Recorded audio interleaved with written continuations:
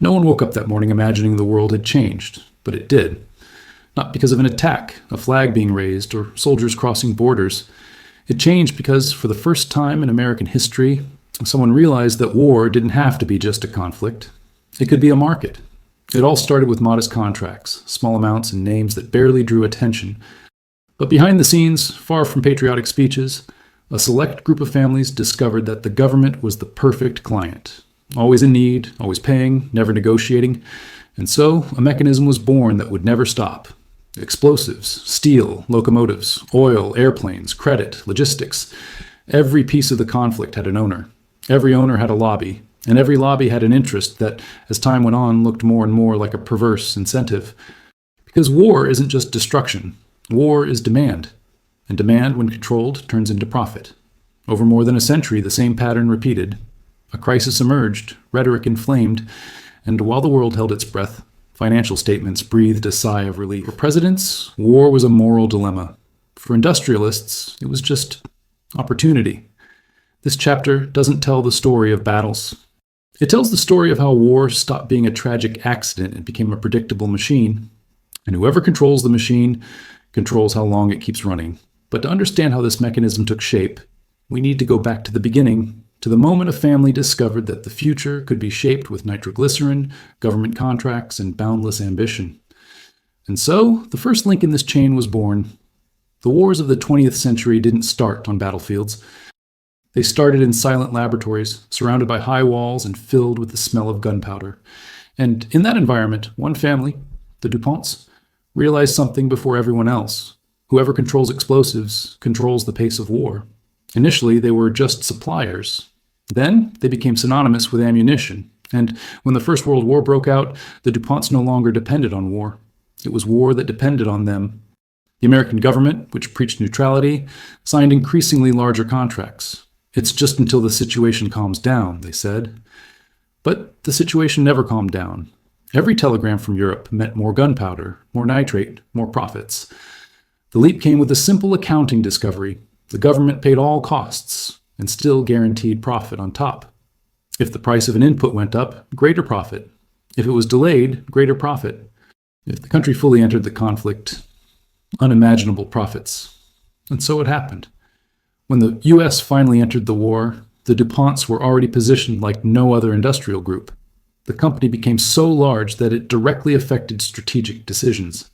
In the silence of political corridors, generals asked for ammunition, but lobbyists defined how many tons would be produced, when they would be delivered, and how much they would cost. The country marched, but the rhythm was set by a single drum, that of the factory. It was at this moment that something became clear that would change the entire century. War produces winners even before it begins, and they are far from the front lines. And while the DuPonts consolidated their empire, another family discovered that the fuel for future wars would not be gunpowder, but oil. When John D. Rockefeller realized the potential of oil, the world still treated the resource as an inconvenient byproduct. But Rockefeller saw a future where others saw only smoke, and that future arrived with drivers, factories, and armies. If the 20th century would be moved by something, it would be moved by oil, and whoever held the oil held the century. Standard Oil began by dominating refineries, then pipelines, railroads, ships, distribution. And when war became inevitable, the company was no longer just a part of the American economy. It was its pulsating heart. Tanks need gasoline, ships need diesel, airplanes need kerosene, and war needs them all. Every military movement generated an invoice. Every advance on the front meant a gear turning in Houston, Ohio, New Jersey. And while the country discoursed about protecting democracy, Rockefeller expanded business in England, Russia, Venezuela, the Middle East, always positioned on the side that profited most, never on the side that suffered most. The irony?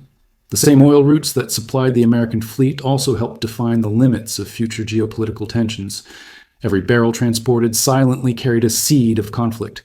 War consolidated the DuPonts. War boosted the Rockefellers. And when the next global conflict began to form, another family had already realized that true power was not in explosives or fuel, but in the credits that paid for them. It was time for the financial dynasty to enter the scene. If the DuPonts provided the impact, and the Rockefellers provided the fuel, the Morgans provided something even more valuable: authorization for everything to exist, because nothing happens, absolutely nothing, without money. And at the beginning of the century, no one had more influence over money than the Morgans. Even before the U.S. entered the war, J.P. Morgan and Comer was already financing allied governments, banks, industries, ships, ammunition. They were the obligatory intermediaries. The blood of war flowed, but the financial flow passed through a single heart. The genius, or coldness, of the operation lay in the model. The longer the conflict, the more interest. The more necessary the help, the more dependence. The more destruction, the more reconstruction financed by them. War, for the Morgans, was a perfect cycle. And there was another detail. They had access to information that no government shared with the public. They knew when Great Britain was about to break. They knew when the U.S. was considering entering the conflict. They knew when ammunition would run out, and every secret was converted into economic advantage. The Morgans didn't produce weapons. They produced something much more powerful. They allowed others to produce, and with that power came deep, direct, permanent political connections. When the world again went up in flames in the 1940s, another company was preparing to take center stage, no longer with gunpowder, oil, or credit, but with the future, the dominance of the skies. World War II redefined everything. Battles were no longer fought only on the ground. Now they were decided in the sky, with bombers, fighters, entire squadrons that turned cities to dust. And who dominated the skies? Companies that until recently were small experimental manufacturers. Boeing, Lockheed, Douglas.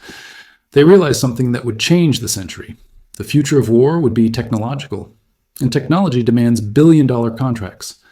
For the first time, the American government began to finance private research on an industrial scale. Companies gained laboratories, equipment, scientists, all paid for by the taxpayer. And, of course, with the most lucrative accounting model ever invented, cost plus. If the project was delayed, profit. If the cost doubled, profit. If it failed, profit. It was corporate paradise. But there was a second effect. These companies began to influence military strategy. They didn't just respond to government demands, they created them. They designed weapons, suggested uses, adjusted discourses, and after the war, when peace seemed inevitable, a new battle emerged, the Cold War. And the Cold War was perfect for business. It had no end date. It had no clear border. It had no clear victory. It was the ideal scenario for infinite contracts. And so the sky became the new frontier of profit. It was the ideal scenario for infinite contracts. And so the sky became the new frontier of profit. But like any mechanism, a piece was missing, someone to integrate everything, someone to transform isolated contracts into a continuous, predictable, and immensely profitable chain. That piece appeared with a name that would change Brasilia, Baghdad, Khost, Kabul, and the rest of the world.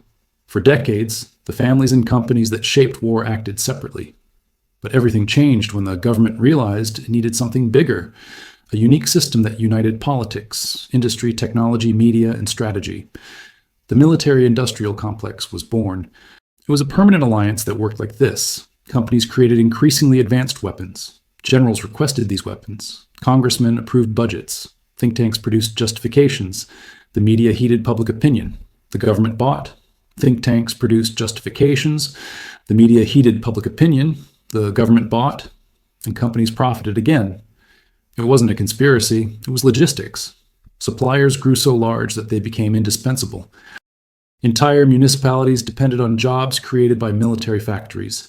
Senators defended war programs to protect their districts, and political campaigns were financed by those who gained most from the arrangement. The machine had no caricatured villains. It had incentives, and when incentives are aligned, no one needs to conspire. When the world seemed to be moving towards peace, crises emerged in sequence. Korea, Vietnam, Gulf, Afghanistan, Iraq. In each of them, the pattern repeated like a dirty clock that never runs late. And while war produced wreckage, the complex produced impeccable quarterly results.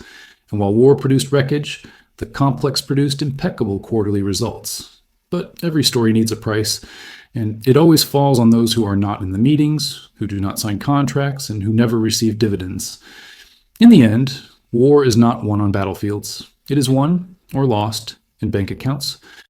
Over more than 100 years, while some families built empires, millions of people paid the invisible bill. soldiers, civilians, taxpayers, entire economies. War shaped borders, but it also shaped debts. It rebuilt cities, but destroyed generations. It accelerated technology, but delayed lives. It increased GDPs, but reduced hopes. And all this because, at some point, someone discovered that conflict could be calculated, predicted, optimized. And that, as long as fear exists, there will be a market for it. History does not accuse. History reveals. History does not accuse. History reveals. And what it reveals is simple. War always promises freedom, but delivers dependence. It always promises victory, but delivers destruction. And it always promises peace, but only delivers a pause until the next opportunity appears, until the next threat is announced, until the machine wakes up hungry again. Because, in the end, war is not just a chapter of the past. It is a business model that never learned to stop. And as long as there's profit in chaos, there will be someone ready to sign off on it.